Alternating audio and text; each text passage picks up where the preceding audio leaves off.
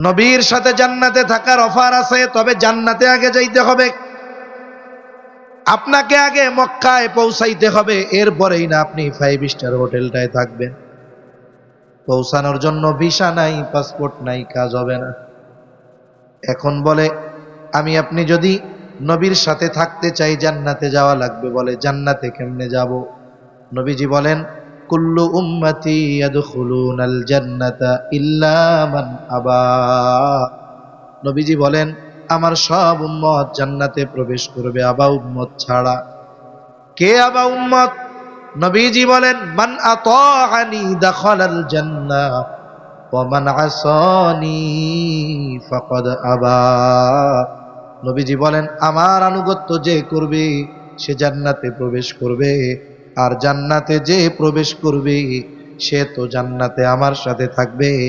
আর যে আমার আনুগত্য করবে না, আবা উম্মত, সে জান্নাতেও যেতে পারবে না। তাহলে দুই হাদিসের সমন্বয় কি হয়? বলে নবীর সুন্নাতকে মোহাব্বতের সাথে অনুসরণ করলে জান্নাতে যাওয়া যায়, নবীর সাথেও থাকা যায়। নবীর সুন্নাত অনুসরণও করতে হবে, মোহাব্বতও করতে হবে, তবেই নবীর সাথে জান্নাতে গিয়ে থাকা যাবে। একটু চিন্তা করে দেখেন, নবীর সাথে জান্নাতে থাকার অফার, আবার দেখেন নবীর অনুসরণের মাধ্যমে আল্লাহর ভালোবাসা পাওয়া যায়।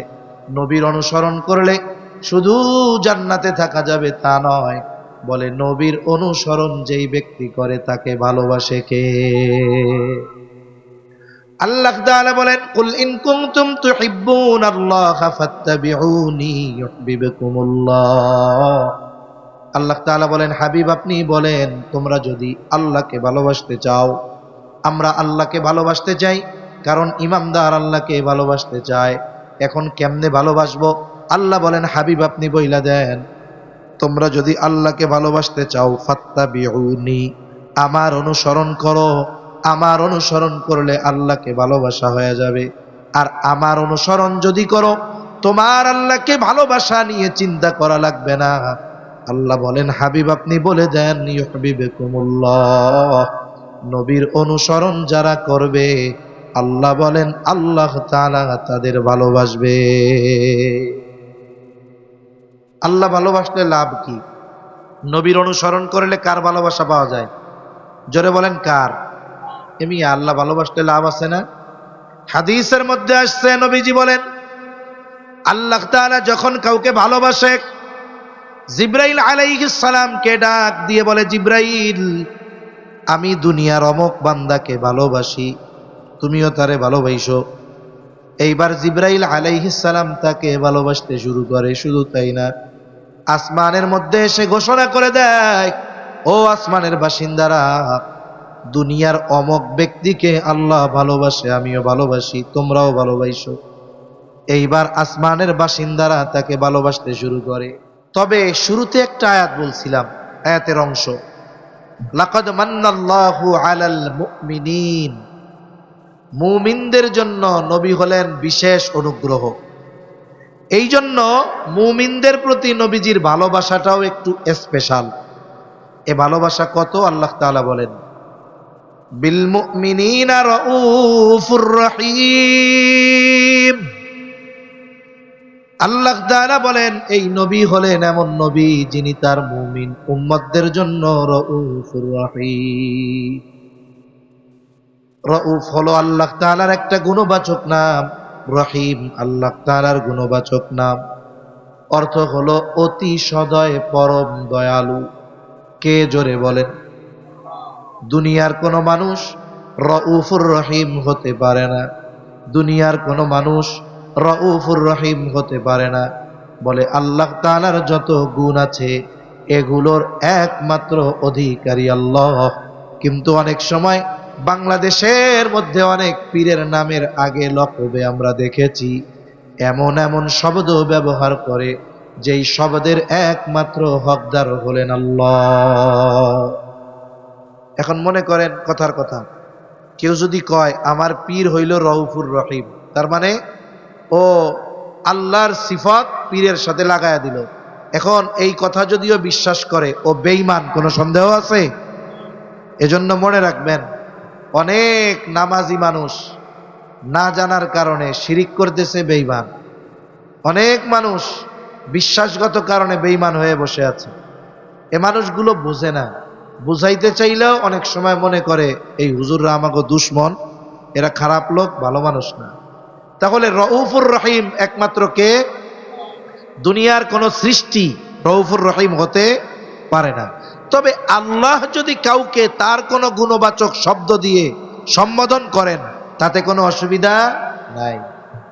এখন নবী তার মুমিন উম্মতদের কত ভালোবাসেন, এটা বোঝাতে গিয়ে আল্লাহ তাআলা তার গুণবাচক শব্দ, এই শব্দ দুটি নবীজির শানে ব্যবহার করেছেন। সুবহানাল্লাহ বলেন। কেমন যেন আল্লাহ তাআলা বলেন, এই নবী হলেন এমন নবী যিনি তার মুমিন উম্মতদের জন্য রউফুর রহিম, অতি সদয় পরম দয়ালু। একটু যদি কথাটা দিল দিয়া বুঝতে পারেন, তাহলে অনুধাবন করতে পারবেন যে আমার আপনার নবী আমাকে আপনাকে কত ভালোবাসে। আল্লাহ কি বলে? বলে এই নবী তার মুমিন উম্মতদের জন্য অতি সদয় পরম দয়ালু। যেই নবী আমাদের এত ভালোবাসে, সেই নবীকে ভালোবাসার দরকার আছে না নাই? নবীরে ভালোবাসতে রাজি আছি আমরা? কেমন ভালোবাসতে হবে? নবীকে ভালোবাসতে হবে জীবনের চাইতেও বেশি। হযরত উমর রাদিয়াল্লাহু তাআলা আনহু নবীজিকে বলেন, ইয়া রাসূলুল্লাহ, আমি আমার জীবনের পরে সবচাইতে বেশি আপনাকে ভালোবাসি। নবীজি বলেন, উমর, হয় নাই। একটু পরেই উমর বলে, ইয়া রাসূলুল্লাহ, এই মুহূর্ত থেকে আমি আপনাকে আমার জীবনের চাইতেও বেশি ভালোবাসি। এজন্য নবীকে ভালোবাসা এটা মুমিনের ঈমান। নবীরে ভালো না বাসলে সে বেঈমান, নবীকে ভালো না বাসলে কি? বেঈমান। সেজন্য নবীজি বলেন, লা ইউমিনু আহাদুকুম হাত্তা আকুনা আহাব্বা ইলাইহি মিন ওয়ালিদিহি ওয়া ওয়ালাদিহি ওয়ান নাসি আজমাইন। নবীজি বলেন, তোমাদের মধ্যে কেউ ততক্ষণ পর্যন্ত মুমিন হতে পারবে না যতক্ষণ না সে তার পিতা মাতা সন্তান সন্ততি এক কথায় সকলের চাইতে আমি নবীকে বেশি ভালো না বাসবে। অতীতে যা ছিল ছিল, বলেন এখন থেকে কারা কারা নিজের জীবনের চাইতে নবীকে বেশি ভালোবাসেন? একমাত্র তারা হাত উঁচু করবেন, বাকিরা না। কারা ভালোবাসেন জীবনের চাইতে বেশি? নারায়ে তাকবীর, নারায়ে তাকবীর। আল্লাহ হাতগুলা কবুল করেন, বলেন আমিন। এখন নবীকে ভালোবাসি আমরা। এখন বিষয় হলো, নবীর জন্য তো জীবনও দিতে রাজি, কারণ জীবনের চাইতে নবীরে বেশি ভালোবাসি। আমি যার জন্য জীবন দিতে পারবো তার জন্য বাকি কাজ করা কি কঠিন নাকি? কঠিন না, সহজ। আমি যার জন্য জীবন দিয়ে দিতে পারি তার জন্য বাকি অন্য কাজ করা, এটা তো সহজ, স্বাভাবিক বিষয়। এখন নবীকে কেমনে ভালোবাসবো? যে শাহেদ হয়, নবী যদি আমার সামনে থাকতেন, আমি যদি নবীকে সামনে পাইতাম, ভালোবাসা সর্বোচ্চ বাসতে পারতাম। আবু বকর নবীকে সামনে পাইছে, নবীর কথায় আবু বকর তার সব সম্পদাই না নবীর সামনে হাজির করছে। নবীকে তালহা সামনে পেয়েছে, উহুদের ময়দানে নবীজি গর্তের মধ্যে পড়ে যায়। তালহা তাকায় দেখে গর্তের থেকে নবী মাথা উঠায় আর নামায়, উপর দিয়া তীর যায়, বর্ষা যায়। তালহা আইসা নবীর সামনে নিজের পিঠটারে ডাল বানায় দিছে। আমি তো নবীকে সামনে পাই নাই, এইরকম ভালো কেমনে নবীকে বাসবো? নবী জানেন আমার উম্মত আমাকে ভালোবাসা নিয়ে চিন্তিত থাকবে, এই জন্য কিভাবে কোন পদ্ধতিতে নবীকে ভালোবাসা হবে সেই পদ্ধতির খবর নবী নিজে জানায় দিয়েছে। নবীকে ভালোবাসার প্রথম পদ্ধতি বলে, মান আহাব্বা সুন্নতি ফাকাদ আহাব্বানি ওয়া মান আহাব্বানি কানা মাই ফিল জান্নাহ। নবী বলেন, যে আমার সুন্নাতকে ভালোবাসলো সে আমাকে ভালোবাসলো, আর আমাকে যে ভালোবাসবে সে আমার সাথে জান্নাতে অবস্থান করবে। নবীর সাথে জান্নাতে থাকতে পারা এটা সৌভাগ্যের ব্যাপার। সাহাবায়ে কেরামের কাছে নবীর সাথে জান্নাতে থাকতে পারার সংবাদ ছিল সবচাইতে আনন্দের সংবাদ। আনাস রাদিয়াল্লাহু তাআলা আনহু বলেন যে এক সাহাবী, গ্রাম্য সাহাবী আসছে, নবীজিরে জিজ্ঞাসা করছে কিয়ামত কখন হবে। লম্বা হাদিস সংক্ষেপে বলতেছি। নবীজি তারে পাল্টা জিজ্ঞাসা করছে মা আদাত্তালাহা, এই তুমি কিয়ামতের জন্য কি পাথেয় সংগ্রহ করছো? লোকটা বলে আমি আল্লাহ এবং তার রাসূলকে ভালোবাসি। নবীজি বললেন আলমারউ মা মান আহাব্বা, বলে যে যাকে মোহাব্বত করে তার সাথে অবস্থান করবে, তার মানে জান্নাতে তার সাথে সে থাকবে। এই কথা বলার পর লোকটা বাড়ির দিকে চলে যায়। হযরত আনাস রাদিয়াল্লাহু তাআলা আনহু বলেন নবীজির মুখে যখন শুনলাম তার সাথে জান্নাতে থাকতে পারবো, কারণ আমরা সবচাইতে বেশি ভালো নবীকে বাসি।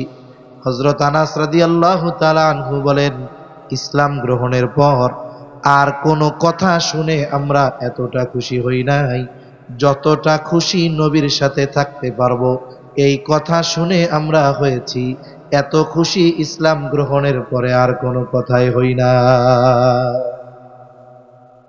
আমরাও নবীর সাথে জান্নাতে থাকতে পারবো নবীর সুন্নতকে মোহাব্বত করলে। মনে করেন এক কোম্পানি আপনারে অফার দিছে। অফার কি? বলে আমাদের পণ্য কিনে লটারি জিতুন। লটারিতে কি পুরস্কার? বলে পুরস্কার হলো সৌদি আরবের ওয়াচ টাওয়ারটা আছে, ওই ঘড়িয়ালা বিশাল বিল্ডিং, ক্লক টাওয়ারে একেবারে কাবা ভিউ, যেখানে আপনার রুম হবে ওইখান থেকে কাবা দেখা যাবে। আপনার সুযোগ, থাকার সুযোগ 5 দিন 5 রাত, সাথে সাথে আপনার বিমানের টিকিটও দেওয়া হবে। এই দুইটা অফার, বিমানের টিকিট আর হোটেলে থাকার সব ব্যবস্থাপনা। অফার তো পাইছেন, এখন আপনার পাসপোর্টও নাই, ভিসাও নাই, অফার ভোগ করার সুযোগ আছে। নবীর সাথে জান্নাতে থাকার অফার আছে, তবে জান্নাতে আগে যাইতে হবে। আপনাকে আগে মক্কায় পৌঁছাইতে হবে, এরপরেই না আপনি 5 স্টার হোটেলটায় থাকবেন। পৌঁছানোর জন্য ভিসা নাই, পাসপোর্ট নাই, কাজ হবে না। এখন বলে আমি আপনি যদি নবীর সাথে থাকতে চাই জান্নাতে যাওয়া লাগবে। বলে জান্নাতে কেমনে যাব? নবীজি বলেন কুল্লু উম্মতি ইয়াদখুলুনাল জান্নাতা ইল্লা মান আবা। নবীজি বলেন আমার সব উম্মত জান্নাতে প্রবেশ করবে, আবা উম্মত ছাড়া। কে আবা উম্মত? নবীজি বলেন মান আতাআনি দাখালাল জান্নাহ ওয়া মান আসানি ফাকাদ আবা।